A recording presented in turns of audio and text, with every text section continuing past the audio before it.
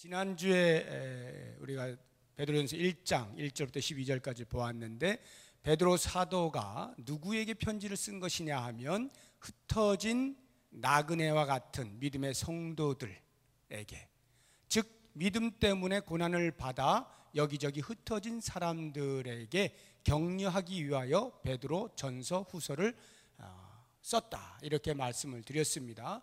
그런데 오늘 말씀의 제목이 내가 거룩하니 너희도 거룩할지어다, 이 말씀이에요. 하나님께서 하신 말씀입니다. 내가 거룩하니 너희도 거룩할지어다. 지금 고난을 당하고 있는 성도들에게 내가 거룩하니 너희도 거룩해라 라고 하시는 말씀이 과연 어떤 격려가 될까요? 그 말씀 들으면, 아니 하나님, 지금 우리는 당장의 믿음 때문에 박해를 받아가지고 사느냐 죽느냐 목숨이 경각에 달려있는 그러한 치열한 영적인 전쟁을 싸우고 있는데 거룩하라는 말씀을 하시기에는 조금 지금 너무 그런 것 아닙니까? 상황적으로 좀 평안할 때 너희들 삶을 잘 돌아보아서 거룩하여라, 이렇게 하셔야지. 지금은 어떻게든지 우리를 좀 위로해 주시고 격려해 주시고 이렇게 힘을 북돋아 주셔가지고 이 싸움을 잘 이길 수 있도록 해 주셔야죠 라는 말을 하고 싶은 것입니다. 그런데 하나님께서 바로 그와 같은 상황 속에서 베드로 사도의 입술을 통하여서 내가 거룩하니 너희도 거룩할지어다 라고 말씀을 하시는 것입니다. 왜 그렇게 하셨을까를 볼 때 이 수신자들이 지금 고난을 받는 이유는 딱 한 가지입니다. 예수님 믿는 것 때문에 그렇죠.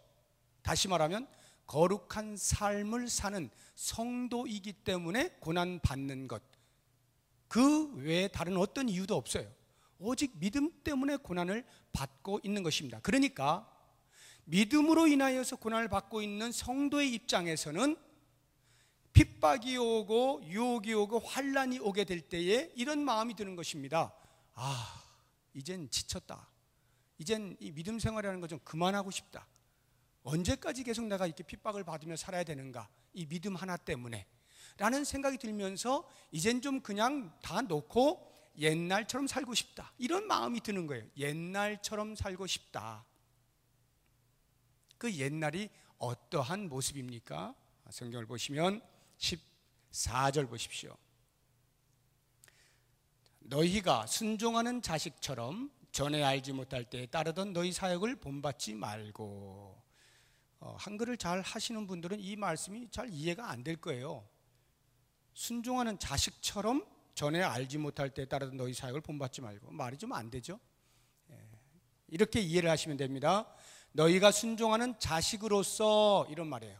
순종하는 자녀로서 전에 알지 못할 때에 따르던 너희 사역을 본받지 말고 이렇게 거룩하게 살아라, 이런 말입니다.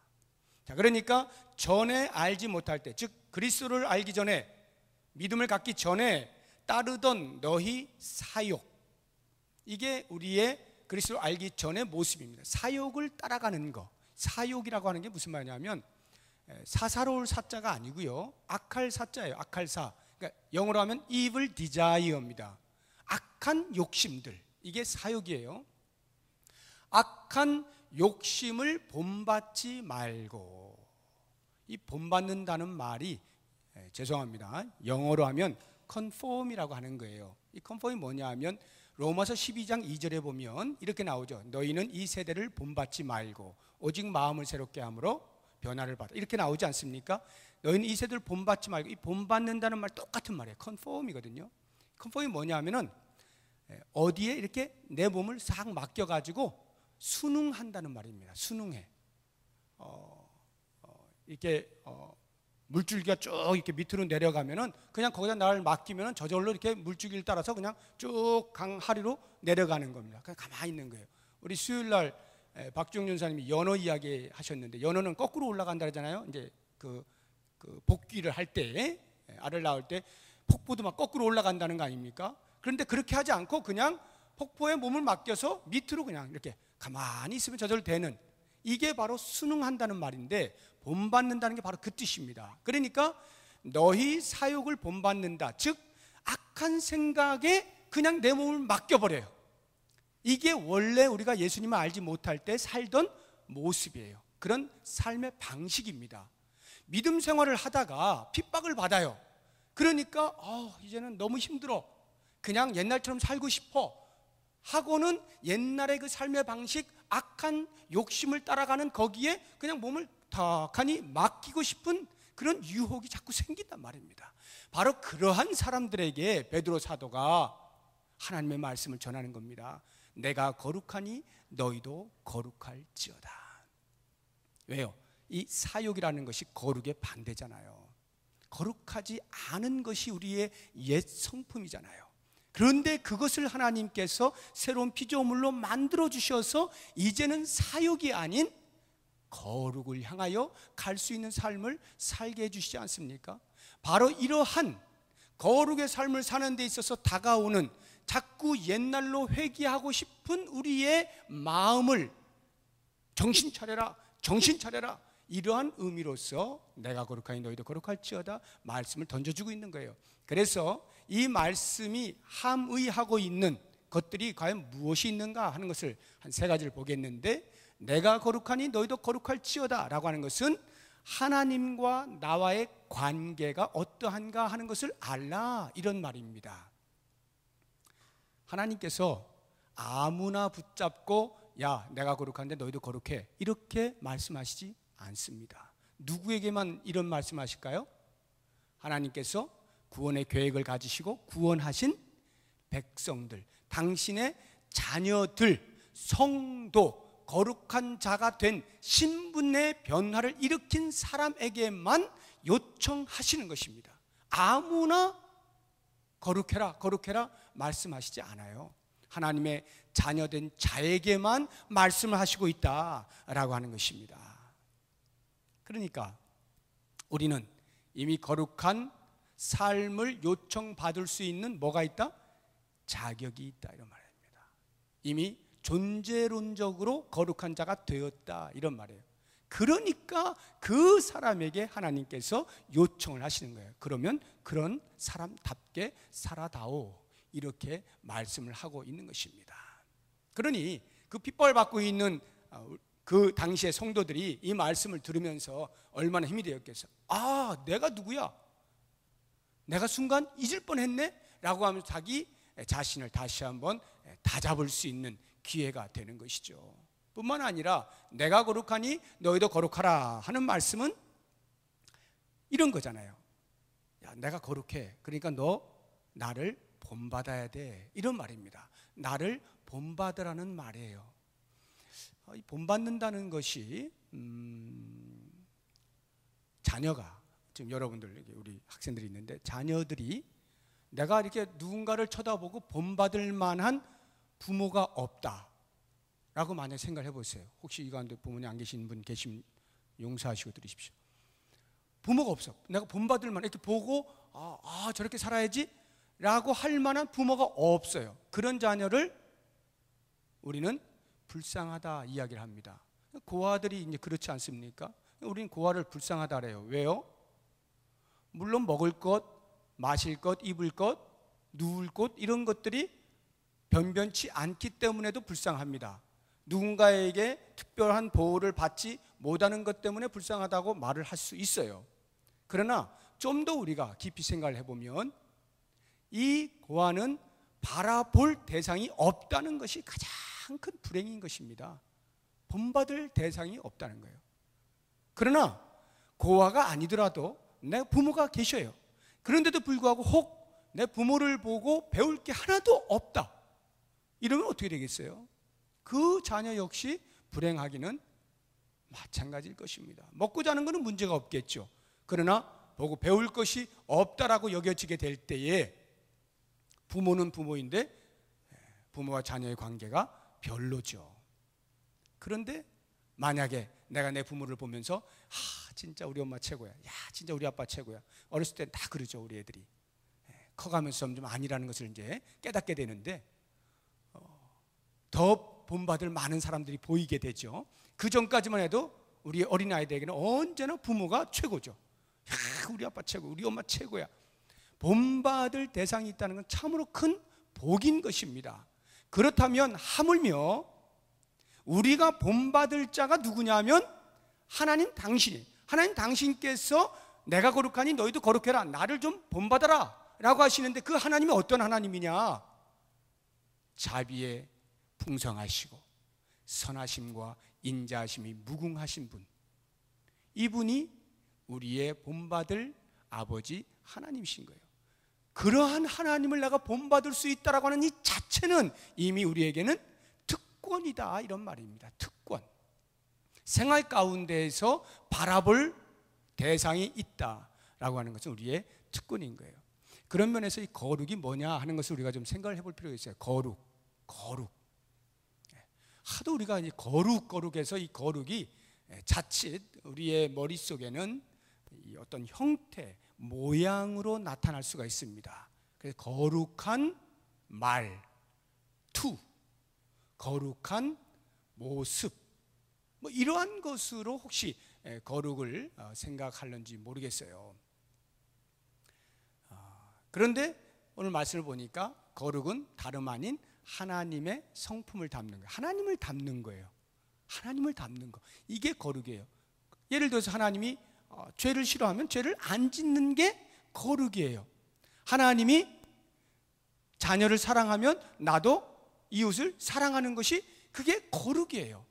하나님이 신실하셔요. 약속을 꼭 지키시는 분이에요. 그럼 내가 약속을 지키는 것이 거룩이에요. 거룩은 다름 아닌 우리의 삶 자체입니다. 하나님을 닮아가는 삶 자체가 우리의 거룩이에요. 그래서 목에 힘주거나 이런 걸로 또는 말투를 뭐 이렇게 좀 이렇게 위험스럽게 한다거나 하는 것으로 거룩을 착각하면 안 됩니다. 그런 건 전부 허세예요. 허풍. 허세, 허풍은 거품이라고 합니다. 거품은 빼야 되는 거예요. 그리고 실제로 하나님을 닮는 성품의 변화를 일으키는, 이것이야말로 우리가 추구해야 될 거룩이다 하는 것을 기억을 하시고, 이러한 거룩으로 요청받고 있는 우리들은 뭐다? 특권이다, 축복이다 라고 하는 것을 꼭 기억을 할 필요가 있는 것입니다. 세 번째로, 거룩의 삶이 선택이 아니라 필연이다 라고 하는 뜻이에요. 내가 거룩하니 너희도 거룩할지어다 라고 하는 것은, 그래서 우리에게 자, 너희들 거룩할래 안 할래? 내가 거룩한데 너희 참 거룩해졌으면 좋겠다, 이렇게 선택권을 우리에게 공을 넘겨준 말이 아닙니다. 필연이다 이런 말이에요. 필연이라고 하는 말은 내가 거룩하기로 작정하여 거룩을 쟁취할 수 있는 것이 아니다는 거예요. 하나님께서 우리로 하여금 거룩한 신분이 되게 하시고 그 거룩에 걸맞은 삶을 살게 하시고야 만다라고 하는 하나님의 경륜과 계획이 우리 가운데 있다, 이런 말입니다. 그래서 그 거룩한 삶을 살게 하시고야 말겠다라고 하는 것을 우리에게 보장으로 보여주신 것이 뭐냐 하면, 우리의 구원을 다른 그 무엇이 아닌 그리스도의 피로 구원을 얻게 하셨다 하는 데 있습니다. 18절 19절 보시기 바랍니다. 18절 19절 우리 같이 읽어봅니다. 너희가 알거니와 너희 조상이 물려준 헛된 행실에서 대속함을 받은 것은 은이나 금같이 없어질 것으로 된 것이 아니요 오직 흠없고 점없는 어린 양 같은 그리스도의 보배로운 피로 된 것이니라. 왜 여기 은이나 금같이 없어질 것으로 된 것이 아니요, 비교를 은이나 금, 그것과 흠없고 점없는 어린 양 같은 그리스도의 보배로운 피, 이렇게 대조를 한 이유가 무엇일까요? 그 그리스도의 보배로운 피에 대한 대조로서 금과 은이 아니다라고 말씀하는 이유가 뭐예요? 금과 은은 우리가 이 땅에서 가장 귀중하다라고 여기는 것들이에요. 꼭 손에 쥐고 싶은 것이에요. 창고에 쌓아두고 싶은 게 금과 은입니다. 그런데 그것은 결국 없어지는 거예요. 결국 가장 가치 있다라고 여기지만 없어지는 것이다라고 한다면, 우리를 거룩한 자리로 부르신 그 구원을 이루어내시는 데에는 이렇게 가치 있어 보이지만 결국은 없어질 것으로 한 것이 아니기 때문에 우리의 거룩은 선택이 아니다, 이런 말입니다. 자, 내가 금과 은으로 했는데 이거 굉장히 비싼 거야, 굉장히 가치 있는 거야, 내가 이걸로 너희들을 사서 구원을 시켜주었는데 이제 너희들 거룩했으면 좋겠다. 우리의 어떤 결단과 의지와 어떤 노력들이 필요한 것처럼 보일 수가 있습니다. 그런데 그런 것으로 우리를 구원하시지 않았다는 거예요. 오직 흠없고 점없는 어린 양 같은 그리스도의 보배로운 피로 우리를 구원하셨는데, 이 그리스도의 보배로운 피는 하나님께 있어서는 그 무엇과도 바꿀 수 없고 그 무엇과도 비교할 수 없는 가장 가치 있는 것입니다. 당신의 독생자의 피, 아니 더 정확히 말하면 당신의 피로, 당신의 보배로운 피로 우리를 사신 거거든요. 그래서 얼마나 성경은 그리스도의 보배로운 피가 가치가 있느냐를 설명할 길이 없어서 한 말이 값없는 은혜라 이렇게 말을 하는 거예요. 값없이 은혜로 말미암아 우리가 구원함을 얻었다라고 할 때 그 값없이라고 하는 것은 값으로는 도저히 측량할 수 없는, 값으로 매길 수 없는 그러한 가치의 은혜. 그러니까 그 은혜를 금과 같은 은혜 이렇게 표현할 수가 없는 거예요. 그 정도의 가치가 아니기 때문에. 그와 같은 그리스도의 그 보배로운 피로 우리를 구원하셨기 때문에 그 구원에 걸맞은 거룩이란 우리가 어떻게 한다라고 해서 거룩이 취소되거나 포기되어질 수 있는 것이 아니란 말이에요. 이게 바로 구원의 보장이고 우리의 거룩의 보장입니다. 하나님께서 우리를 구원하실 때 이러한 거룩의 신분의 보장을 하실 때에는 거룩한 삶의 보장도 함께 하시는 것이거든요. 거룩한 삶은 너희들에게 맡기니까 자 이제 나는 할 거 다 했다, 이제 좀 잘 살아봐라, 이렇게 하실 것 같으면 굳이 그리스도의 보배로운 피까지 동원시킬 필요가 없는 거예요. 어느 정도의 가치 있는 것으로 하면 되는 거죠. 그리스도의 피로 우리를 값주고 사셨다라고 하는 것은 이미 거룩한 삶을 보장하셨다, 이런 의미인 것입니다. 그렇게 볼 때에 우리들의 삶은 거룩한 자로 부르심을 받아 그 거룩한 존재가 되어져서 거룩한 삶으로의 생활에 도전을 받고 있는 것이 내가 거룩하니 너희도 거룩할지어다 라고 하는 말씀이에요. 원래 이 말씀은 레위기 11장 44절 45절에 나오는 말씀입니다. 특히 45절, 레위기 11장 45절에 보면은 내가 너희의 하나님이 되기 위하여 애굽에서 건져낸 여호와니 그러므로 내가 거룩한 것처럼 너희도 거룩하라, 이렇게 말씀이 나와 있습니다. 애굽에서 건져낸 여호와께서 그들에게 요청하는 것이 내가 거룩하니 너희도 거룩하라. 너희는 이미 거룩한 길로 들어선 자들이야. 이제 너희들은 그 길로 간다. 끝까지 간다. 쭉 간다. 마지막 그 순간에 점 찍는다. 너희들 이제 그 길 계속해서 걸어다오. 이러한 요청인 것입니다. 그렇기 때문에 우리가 이와 같은 삶을 살 때에 하나님께서 우리를 그 죄에서 건지셔서 흠없고 점없는 그 그리스도의 보배로운 피니까 우리로 하여금 거룩하게 한 것 아니겠습니까? 그 거룩하게 했을 때 그냥 거룩한 삶도 별 고민 없이, 별 갈등 없이 쭉 살아갈 수 있게 해주시면 참 좋을 텐데 그러지를 않으시는 거예요. 만약에 그렇게 하시기로 하셨다면 굳이 이 말씀 하실 필요가 없죠. 내가 거룩하니 너희도 거룩할지어다, 이 말씀을 하실 필요가 없는 거예요. 그냥 그렇게 살게 하셨는데 뭘 또 그런 말을 하겠어요. 이 말을 할 때에는 어떤 의미가 담겨 있습니까? 자, 이제 너희는 존재론적으로 신분상 거룩한 자가 되었다. 그런데 이제부터 거룩한 자다운 삶을 살기 위해서는 전쟁이 일어난다. 영적인 싸움이 있게 되어지는데 정신을 차려야 된다. 너희들 열심히 수고하고 노력을 해야 한다. 이것을 전제하고 하는 말인 것입니다. 그러므로 우리의 삶 가운데 보장은 되어 있으나 과정이 있기에 그 과정 속에 거룩의 삶을 살기 위하여 우리에게 요청되어지는 세 가지 태도, 자세가 있습니다. 그게 13절에 나옵니다. 그 세 가지만 보시고 말씀을 마치겠습니다. 13절 같이 읽어봅니다. 그러므로 너희 마음의 허리를 동이고 근신하여 예수 그리스도께서 나타나실 때에 너희에게 가져다 주실 은혜를 온전히 바랄지어다. 여기 세 가지가 나옵니다. 첫째, 마음의 허리를 동여라 하는 것입니다. 마음을 빼시고 만약 허리를 동인다는 말은 이 허리춤을 챙긴다 이런 말이죠. 이렇게 여러분도 보통 언제 이렇게 허리춤을 이렇게 챙깁니까? 이 허리띠를 이렇게 좀 단단히 하고 하는 때가 언제입니까? 집에서 이렇게 쭉 퍼져 있는데 이렇게 허리띠 챙기시는 분 계시나요 혹시?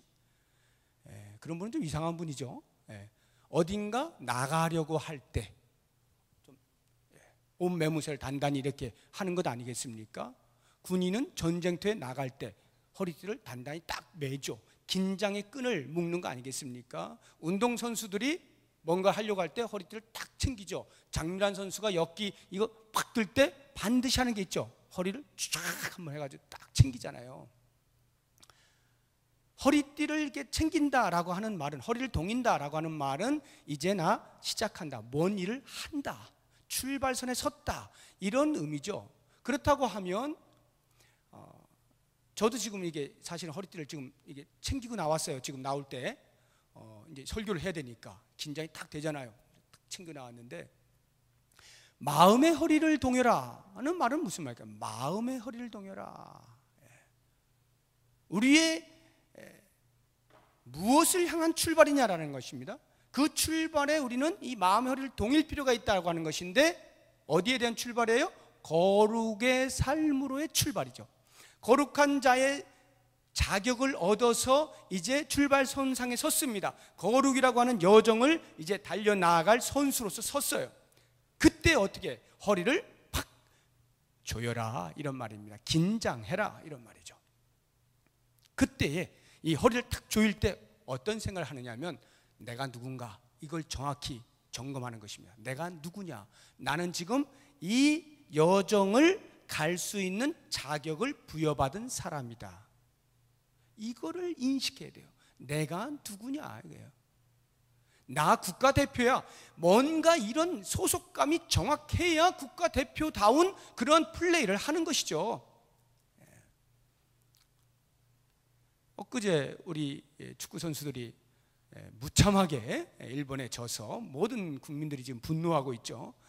어떻게 3대0으로 질 수가 있어? 37년 만에 치욕이야, 막 이러면서 이제 전부 다 벌벌 떨고 있는데,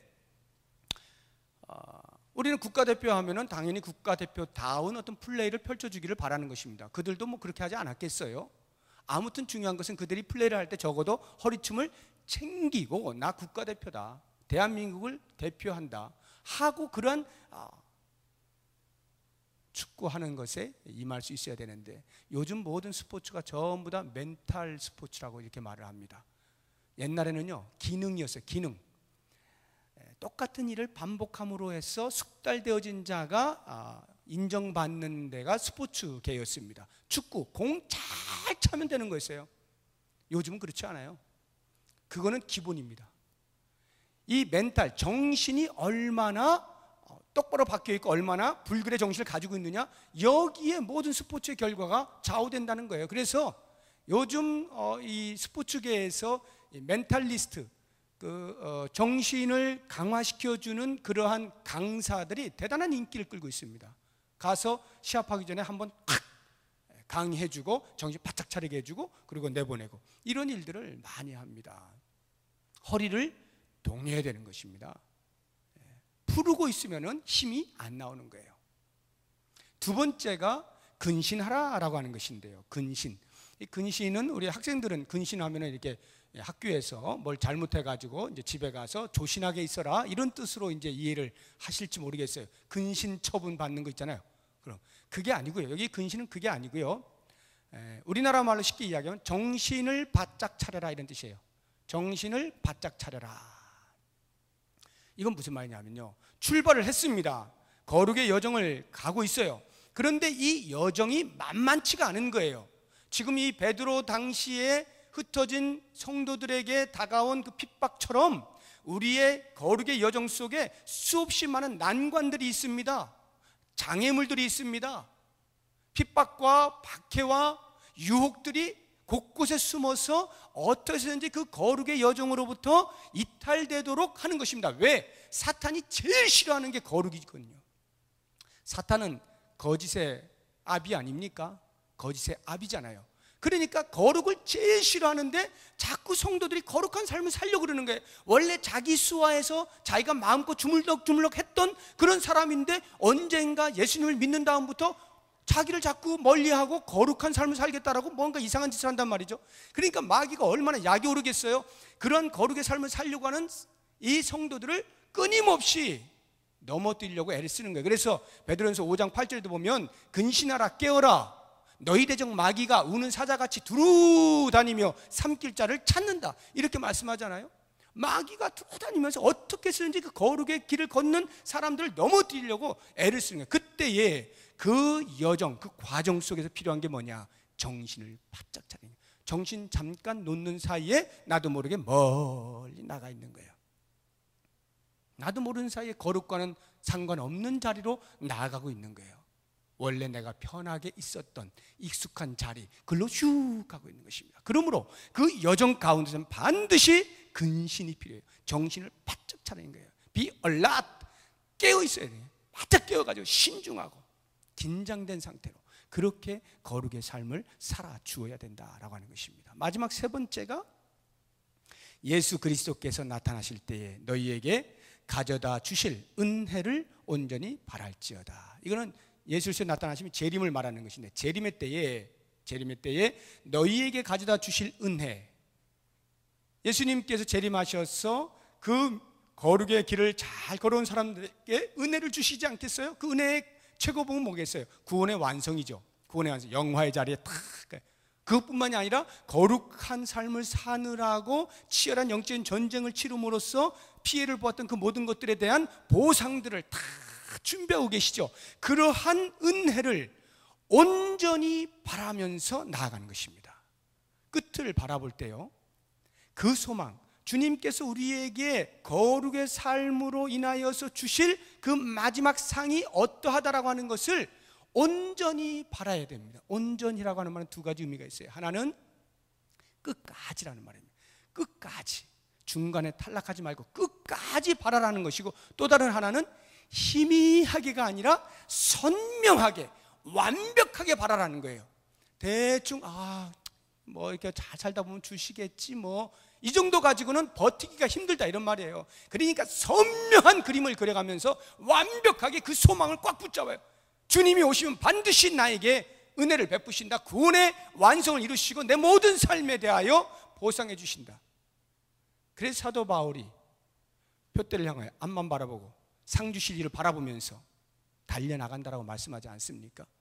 그러한 거룩의 삶을 우리가 살아낼 때 우리의 삶은 곧 그 현장이 거기가 환난의 자리가 됐든 폭풍의 한가운데가 됐든 평안의 자리가 됐든 상관하지 아니하고 하나님의 성품을 드러내고 있는 자가 되므로 하나님께 영광을 돌리게 되는 것이고, 많은 사람들이 우리의 모습을 보고 하나님을 영화롭게 하게 되는 삶을 사는 것입니다. 모쪼록 원하기는 혹시라도 여러분의 삶 가운데 그리스도인됨, 그리스도인답게 살아갈 이 삶 때문에 오는 여러 가지 역경들, 고난들이 혹시 있으십니까? 그러한 것도 있으실 때에 이 말씀을 붙잡으시고 내가 거룩하니 너희도 거룩할지어다. 하나님께서 반드시 거룩한 삶으로 가게 하시고야 말 그 하나님의 열심 앞에 주님 감사합니다. 제가 오늘도 견디겠습니다. 이기겠습니다. 그리로 가겠습니다. 저를 도와주십시오. 이와 같은 기도를 하면서 승리하는 삶을 사시기를 바랍니다. 기도하겠습니다.